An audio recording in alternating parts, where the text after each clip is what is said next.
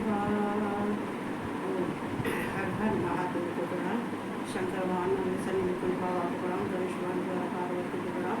माँ सरस्वती को प्रणाम। अपने गुरुदेव को प्रणाम। अपनी माता पिता को प्रणाम और सबको राधे राधे। तो हम चलते हैं अपने सिद्धिधाम। आज ये चौथा अध्याय है। तो आज चौथे अध्याय में चलते हैं। वायवी संहिता का, शिव पुराण के वायवी संहिता का 14वां अध्याय है।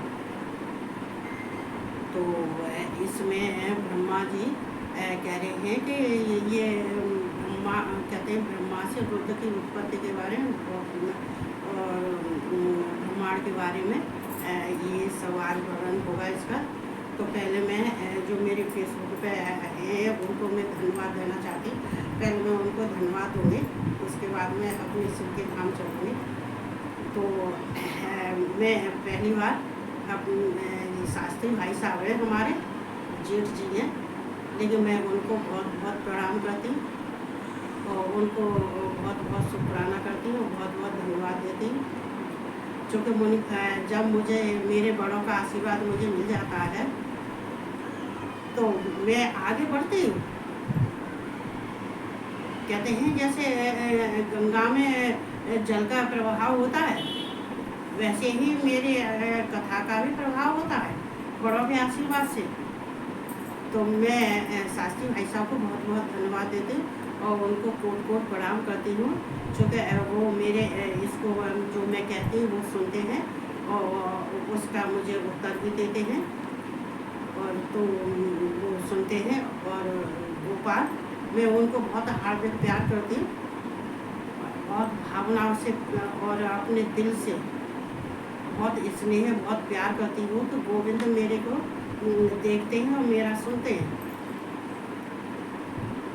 तो मैं उनको बहुत बहुत बधाइयाँ देती हूँ, कहती हूँ। और संसार में चूँकि इन्होंने मुझे अपने जीवन में बहुत उठाया, कहते हैं कि वो उठाने वाले होते हैं तो वो मेरे भगवान बन के माध्यम बनते हैं, मेरा माध्यम बनते हैं।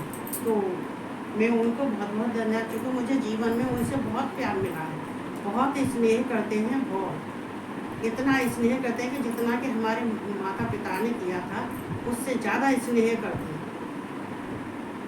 और तीसरे प्रदीप मिश्रा,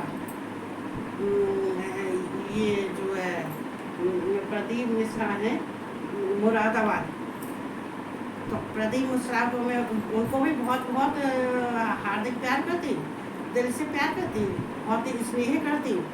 और मैं उनको भी बधाइयाँ देना चाहती हूँ, चूँकि वो उनका भी मेरे पर रिप्लाई आया और उन्होंने मुझे जो है सुना, उन्होंने मुझे धन्यवाद दिया। तो कल की कथा में उन्होंने धन्यवाद दिया, तो मैं उनको भी बहुत बहुत, चूँकि जो हमको देता है, अगर हम किसी को दें या कोई हमको दे तो दूना चौगुना 5 गुना वो भी लौटता है, वापस होता है।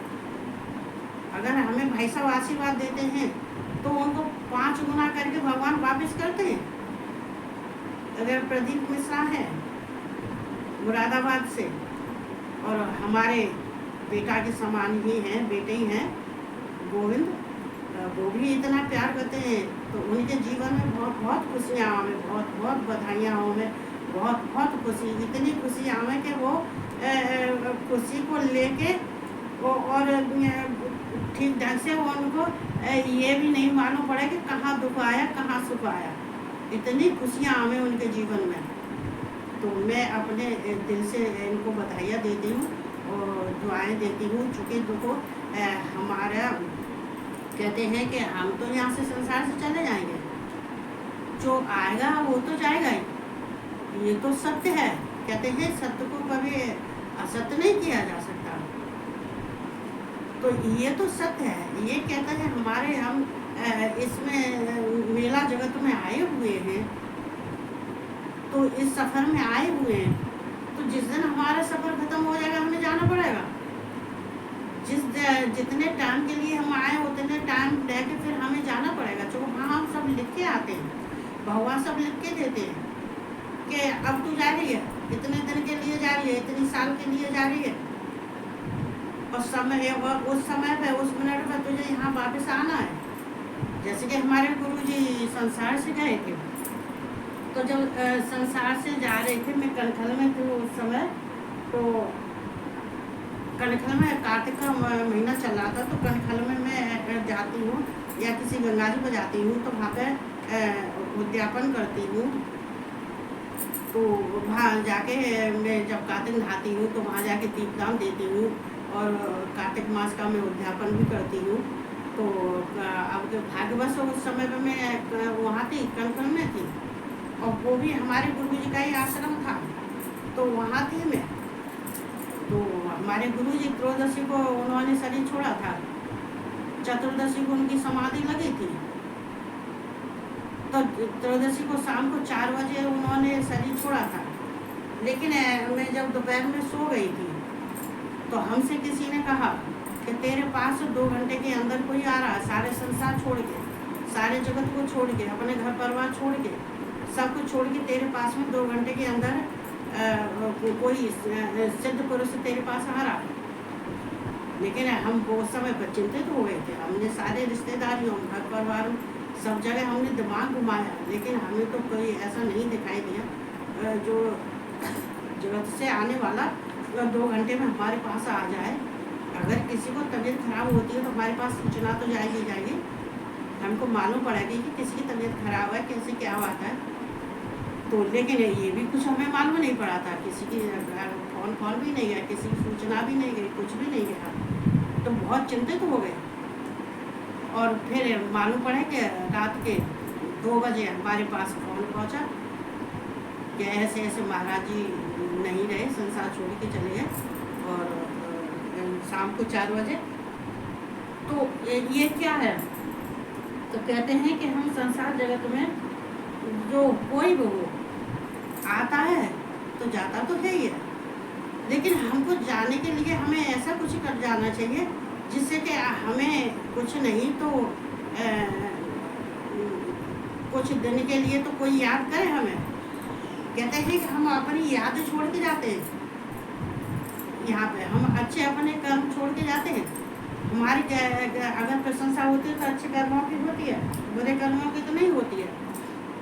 और वैसे अच्छे बुरे दोनों कर्मों की होती है। कोई अच्छा होता है तो कहते हैं देखो कितना अच्छा था, कितनी अच्छी थी। कोई खराब होता है, बुरा होता है तो वो कितना बुरा था। जब तक रहा तब तक ये माहौल दूषित करता रहा।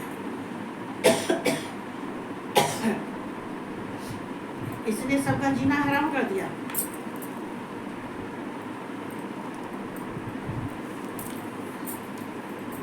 तो अच्छों की अच्छाई, बुरों की बुराई इसी संसार जगत में होती है, इसी संसार में।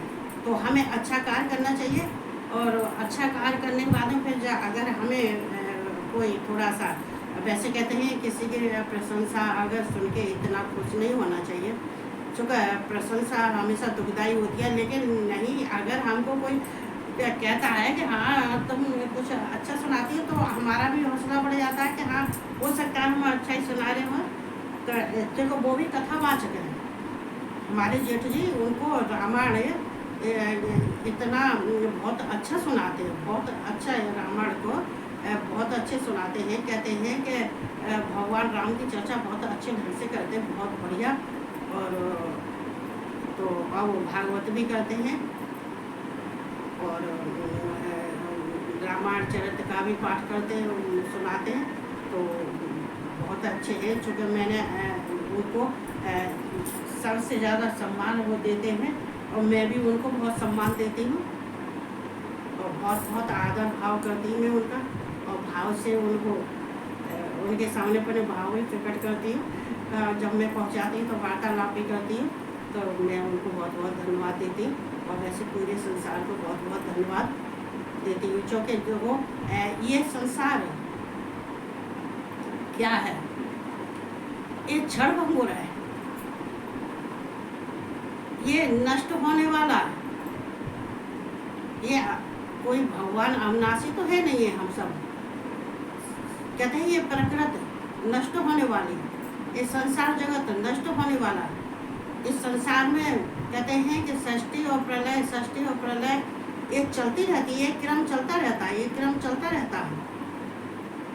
तो षष्ठी की रचना इसी कहते हैं, इसको कहते हैं यहाँ पे कोई स्थित नहीं है, कोई कहते हैं लंबे समय के लिए रहने वाला नहीं है, किसी का ये नहीं है। ये कहते हैं कि 1000 2000 के 2-4 साल के लिए कोई नहीं आता है। तो जितने दिन की आए उतने दिन हंसी खुशी से रहना, प्रसन्नचित्त रहना चाहिए। मैं कोल्ड ड्रिंक बहुत पीती हूँ, ठंडी चीज़ ज़्यादा पीती हूँ, मैं जूस ज़्यादा पीती हूँ, नींबू का शिकंजी ज़्यादा पीती हूँ, ठंडा पानी ज़्यादा पीती हूँ। जो वैसे भी मेरा BP 260 230 260 रहता है 24 घंटा, तो मैं ठंडी चीज़ ज़्यादा खाती तो फिर मुझे जुकाम भी हो जाता है। तो यहाँ पे मैं पूरे संसार को बहुत बहुत धन्यवाद देती हूँ, बहुत बहुत बधाइयाँ देती हूँ। जितना मेरा परिवार है इसमें खास परिवार मेरे भी हैं जो दुखे छुपके हैं, किसी ऐसा कहते हैं सब के बिल में दुखे हुए हैं। तो लेकिन हाँ, इस फेसबुक को मैं बहुत बहुत धन्यवाद देती हूँ, इसमें हमें अपनों से मिला दिया। बेशक हमें कोई नहीं देखता है, मैं नहीं देखती, मुझे तो क्या सभी देखते होंगे, पर बेशक मैं किसी को नहीं देख पाती, फ़ोन नहीं उठा पाती, लेकिन एहसास तो होता ही है। तो मैं उन सबको भी बहुत बहुत धन्यवाद देती हूँ। और जो जैसी स्थिति में जहाँ है खुश रहे, प्रसन्नचित्त रहे, कोई परेशान नहीं होना चाहिए। तो अब हम चलते हैं 14वें अध्याय पर। 14वें अध्याय में तो ये कल हमने सुनाया था कि ब्रह्मा षष्ठी रचाते रचाते परेशान हो गए उन्होंने, और इतने परेशान हो गए, लेकिन उन्होंने सारी षष्ठी रचाई, भांत भांत की रचाई। सारे कहते हैं पशु पक्षी देवता ऋषिगण सब किन्नर सर्प हाथी घोड़ा, ये सब कहते हैं नदियाँ समुद्र पर्वत, सबको इन्हें सबकी इन्हें षष्ठी रचाई। षष्ठी में सबको उन्होंने प्रकट किया, लेकिन फिर भी ब्रह्मा को अभी ब्रह्मा संतुष्ट नहीं है। हालांकि शिव जी ने भी साथ दिया, लेकिन उन्होंने विष्णु को भी ग्रसित कर लिया। देखे तो विष्णु जब उसमें क्षीर सागर में लेटे थे, कहते हैं कि वो अपने रत्न जड़त सोने के विमान पर और नागों की सैया पर, शेष नागों की सैया पर लेटे आराम से, कहते हैं कि कमल के समान उनके नैन थे, और कहते हैं उनके आभूषणों से विभूषित थे, उनके वैसे ही सजे धजे जो है 4 भुजाओं वाले, शंख चक्र गदा पद्म सब लिए हुए और बहुत आराम से लेटे सो रहे थे। जब ब्रह्मा जी ने जाकर उनसे कहा कि नीलकमल उठो, विष्णु उठो, हम तुम्हें ग्रसित करने आए, पहले तुमने हमें ग्रसित किया था और अब हम तुम्हें ग्रसित करने आए। ग्रसित मतलब लीनने आए तुम्हें। तो जब भगवान के लिए विष्णु तो बहुत मुस्कुराते हुए उठते, विष्णु इतने खुश दिल होते, कहते हैं नारद जी कभी कभी अपनी कतार लेके जाते हैं तो बहुत खुश होते हैं, दूर से कहने रहते हैं अरे आओ आओ नारद जी आओ आओ, अरे कैसे आए आज, अरे क्या काम था, कैसे आए थे, बैठो बैठो, अरे और सब कुशल मंगल तो है नारद जी, तुम कुशल मंगल तो हो। हालांकि वो ऐसी बात नहीं है कि कुछ जानते नहीं है, सब कुछ जानते हैं।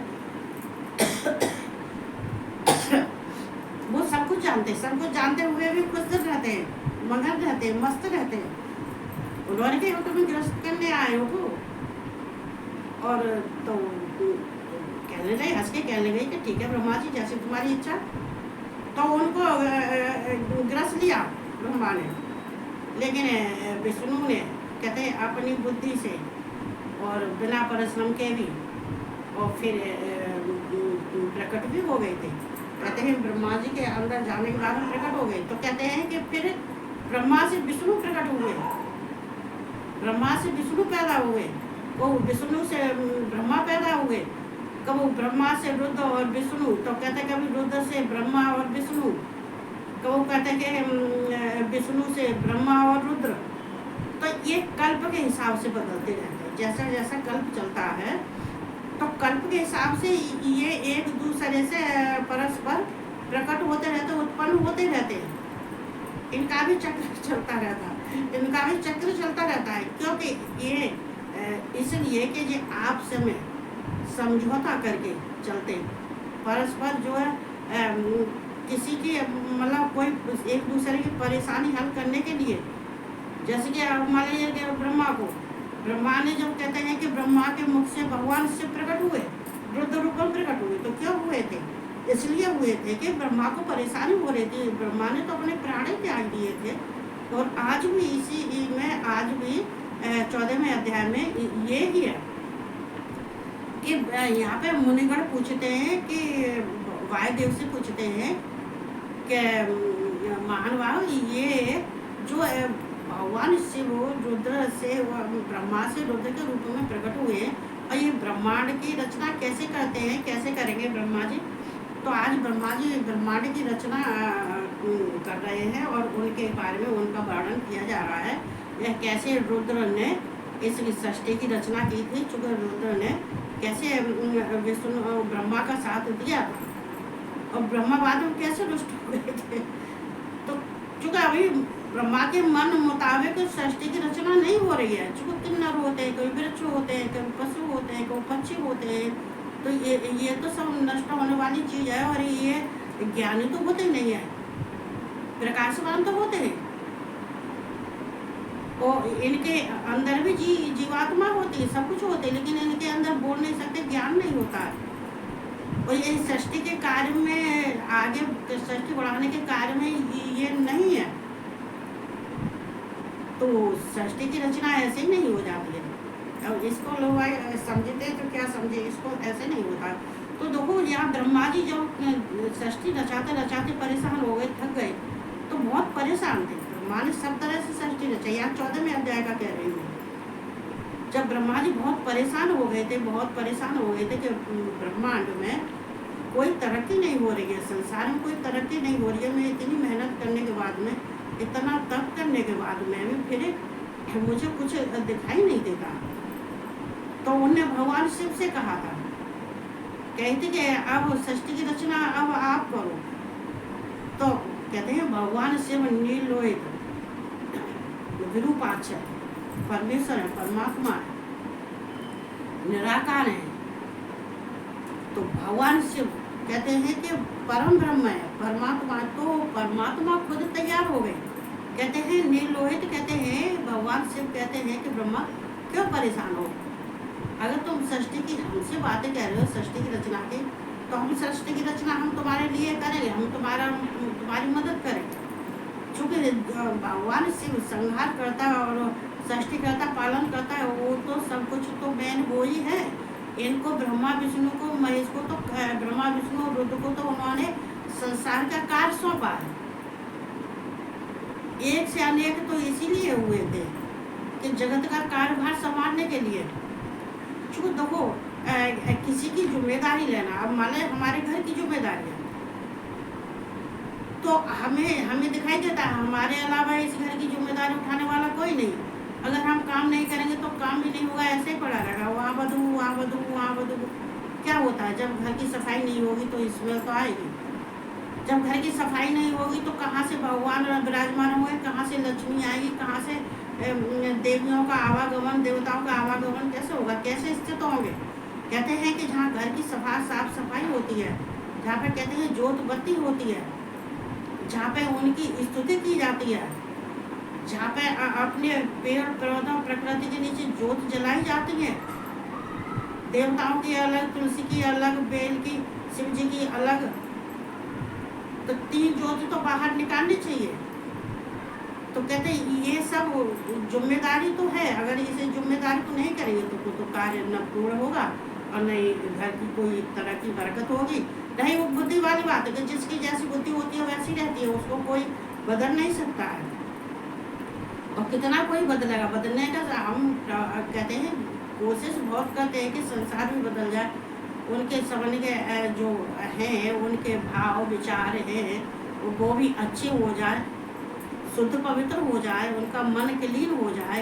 ये 2 हमारे शब्द सुनने से तो, लेकिन कहते हैं कि कुछ स्वभाव बीच में आते हैं। कहते हैं कि ये क्रोध लोभ मोह और ये विषय वासना, ये जो है संसार के मनुष्यों का पीछा नहीं छोड़ते हैं। ये शत्रु है, ये 4 शत्रु हमारे दरवाजे पर हर समय रहते हैं। अगर इनका आवाहन हम करेंगे तो आएंगे, तो इनका आवाहन हम क्यों करें? हम भगवान का आवाहन न करें, अपने धर्म अर्थ काम से, कहते पुरुषार्थ से भगवान को, संसार को हम जीत सकते हैं। हम काम क्रोध लोभ मोह को भी जीत सकते हैं अपने पुरुषार्थ से। तो यहाँ वही ब्रह्मा जी बहुत परेशान हो रहे, तो नील लोहित कह रहे हैं, जटाधारी हैं, कहते हैं त्रिशूल जटाधारी और भस्म लगाए रहते हैं उनके गले में, कहते हैं कि रुद्राक्ष की माला है, हाथ में कंकड़, ये सब पहने हुए, गले में सर्पों की माला डाल के रहते हैं। कोई उनका ऐसा स्थान नहीं है कि जहाँ तो वो एक स्थान पर रहते, चूँकि वो एक स्थान पर उनका रहने से संसार का कार्य नहीं संभलता। ये देवता भी उनके बिन कुछ नहीं कर सकते। कहते हैं जब तक भगवान की इच्छा नहीं होगी, जब तक भगवान का अनुग्रह नहीं होगा, तब तक ये देवता भी उनकी तरफ ही देखते हैं कि वो हम ये कार्य बिना उनके अनुग्रह के कैसे कर सकते हैं, उनकी मदद बिना सहायता के हम कैसे कर सकते हैं। तो यहाँ फिर ब्रह्मा फिर भगवान शिव से प्रार्थना करते हैं कि मैं थक गया, मैं सृष्टि की रचना करते करते थक गया, मुझे कहीं से प्रसन्नता नहीं मिल रही है, मुझे कहीं से खुशी नहीं मिल रही है। तो अब मैं क्या कर सकता हूँ? आप मुझे बताएं, आप अनुग्रह करें, मैं वो ही करूँगा। कैसे इस सृष्टि की रचना करूँ? तो शिव कहने लगे कि नहीं ब्रह्मा, पूर्व काल की तरह से जब जैसे जैसे कल्प आता है तो सृष्टि की रचना तुम करते हो, तो पूर्व काल की तरह से फिर भी सृष्टि की रचना करो। तुम क्यों भयभीत क्यों होते, क्यों घबराते हो? हम तुम्हारे साथ हैं। तो ब्रह्मा कहने लगे कि नहीं प्रभु, नील लोहित, अब की बार तो सृष्टि की रचना आप ही करें। भगवान शिव बहुत दयालु है, वो तैयार हो गए, ठीक है ब्रह्मा तुम्हारी ऐसी इच्छा है तो ऐसी है। तो भगवान शिव ने सृष्टि की रचना की। तो भगवान शिव ने अपने ही जैसे रुद्र उत्पन्न किए, जैसे भगवान शिव जटाधारी हैं, कहते हैं उनकी बड़ी बड़ी आंखें हैं, और जैसा उनका चेहरा है वैसा ही चेहरा, जैसे भगवान के क्या कहते हैं हाथों में और गले में रुद्राक्ष की माला पड़ी होती है, वैसे ही है। जैसे भगवान शिव के हाथों में त्रिशूल है, वैसे त्रिशूल लेके भगवान की जैसे ही कहते हैं कि हाथ की छाल के जो बलकल पहने वो भी वैसे ही वो पहने हुए, मतलब जैसी भगवान शिव की वेशभूषा वैसे ही भगवान ने सृष्टि की रचना की, सृष्टि की उत्पत्ति की, रुद्र उत्पन्न किए अपने समान, अपने स्वरूप के समान। जैसे भगवान शिव का रूप है वैसे ही रूप के समान उन्होंने सृष्टि की रचना की थी। तो जब सृष्टि की रचना करने के बाद में जब देखा तो ब्रह्मा देखने लगे, ब्रह्मा ने कहा कि ये तो भगवान महादेव ने, हमारे भोलेनाथ ने जो सृष्टि की रचना की है, ये कैसी सृष्टि की रचना की है? ये तो मेरी भी समझ में नहीं आ रहा कि ये सृष्टि की रचना कैसे की है। इन्हें तो अपने जैसे ही कर लिए, अपने ही जैसे उत्पन्न किए हैं, तो इनसे भी संसार नहीं चलने वाला, इनसे भी सृष्टि नहीं होने वाली, इनसे भी सृष्टि कैसे रचेगी? और फिर उन्होंने जो भगवान शिव ने किए थे, तो वो जन्म मृत्यु से, वो जन्म मृत्यु होने वाले नहीं किए थे। क्या आज उन्होंने जन्म लिया तो कल उनकी मृत्यु हो जाएगी? ऐसे उन्होंने उत्पन्न नहीं किए थे भगवान शिव ने। जो अपने जैसे थे तो वो ऐसे उत्पन्न कर भी नहीं सकते, तो उन्हें अपने जैसे ही सृष्टि की रचना की थी। लेकिन ब्रह्मा तो नाखुश हो गए, एकदम उनको क्रोध आया देख के, कहने लगे कि भगवान शिव भव ये क्या कर रहे हो? ये तो कहते हैं, और जो वो उत्पन्न हुए थे, जो पैदा हुए थे भगवान शिव से, तो यहाँ तो पैदा होने के बाद वो क्या, वो तो एकदम कहते हैं कि वो तो शिव लोग के मार्गों को चले गए, योग मार्ग को चले गए, योग मार्ग में रहने लगे, योग मार्ग में विचरने लगे, एक से अनेक हो गए वो। तो ये सब देखा कि वो तो सृष्टि में तो कोई है ही नहीं, सृष्टि ब्रह्मा के लगे, सृष्टि रचने वाला तो कोई है नहीं, ये तो सब योग मार्ग को चले गए, ये तो भगवान शिव के धाम सब चले गए, ये कहते हैं भगवान शिव के समान ही है, तो ये तो वो वहाँ चले गए। लेकिन ब्रह्मा फिर भी परेशान हो गए। तब ब्रह्मा ने कहा था कि महादेव, ये सृष्टि की रचना, ये कैसे सृष्टि की रचना है? मैं तो इसको सृष्टि की रचना नहीं मानता हूँ। और आपने कैसे उत्पन्न किए तो तुम अपने धाम ही दे गए थे उनको, वो अपने जैसे उत्पन्न किए हैं, तो ये मुझे तो मंजूर नहीं है। मुझे तो वो ऐसे, मुझे तो सृष्टि में ऐसे उत्पन्न करने जिससे कि कहते हैं कि उनका जन्म भी हो और मृत्यु भी हो, जन्म मृत्यु दोनों हो, और जन्म मृत्यु वाले होने चाहिए।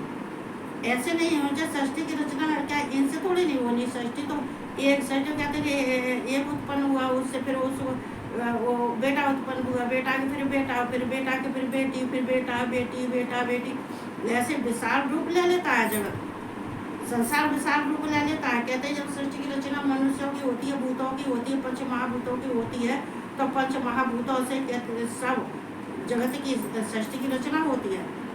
हालांकि ब्रह्मा ने पहले अपने मानस पुत्र भी जन्म किए थे, 10 उन्हें किए थे कि ये जो है मारीच, भृगु, अंगरा, पुलह, पुलस्त्य, क्रेत, वशिष्ठ, दक्ष, और ये सब उन्होंने कहते, और भृगु, ये सब अंगरा, ये सब जो उनने उत्पन्न, अत्रि, जब ये सब उनने उत्पन्न किए थे तो भी तो उनसे ही संसार की सृष्टि की रचना हुई थी, उनसे ही संसार में प्रगति हुई थी। कहते जब संसार में वो गृहस्थ धर्म वाले भी थे, वो पुराण पुरुष भी थे, और गृहस्थ धर्म वाले थे, गृहस्थी बढ़ाने वाले थे, गृहस्थी चलाने वाले थे, और पुराण पुरुष भी थे।